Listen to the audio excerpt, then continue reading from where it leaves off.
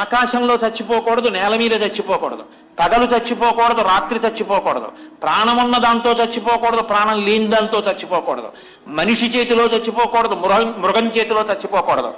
పగలు కాదు, రాత్రి కాదు, అసుర సంధ్య వేళ. చతుర్దశి తిథి ఉండగా ఇవాళ అసుర సంధ్య వేళలో ఆవిర్భవించింది నరసింహావతారం.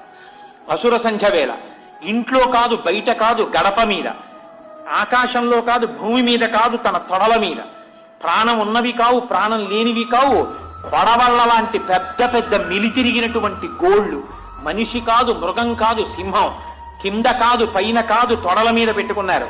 పెట్టుకుని తీసుకొచ్చి పడుకోబెడితే ఆయన నోరు విప్పి పెద్ద గర్జన చేసి వాడి వంక ఇలా చూస్తే ఆయన దంస్ట్రల యొక్క కాంతులు చూసి కళ్ళు అదిరిపోయేట. హిరణ్యకశిపుడు కళ్ళు కనపడ్డం మానేసి ఆ తొడల మీద పడుకోబెట్టుకుంటే నిస్తేజుడైపోయాడు ఆయన యొక్క రౌద్రస్వరూపాన్ని చూసి.